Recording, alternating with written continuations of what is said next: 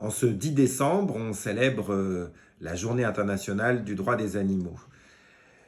Évidemment, moi, mes expertises, c'est celle de l'entraînement des animaux, c'est celle de la médecine vétérinaire, c'est celle de l'éthologie.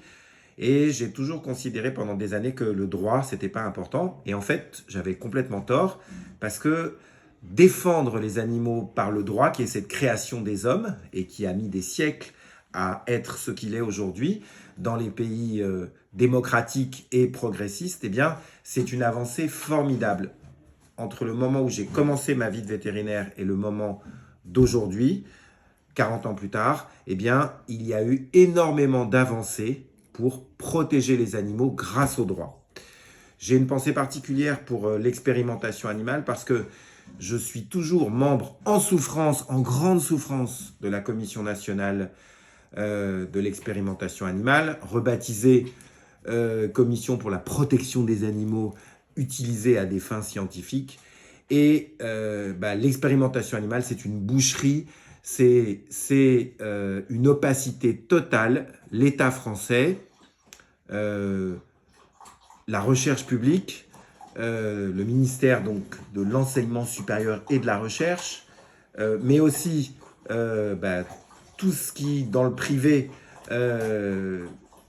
permet que des détergents, des désinfectants, des cosmétiques, des médicaments donc,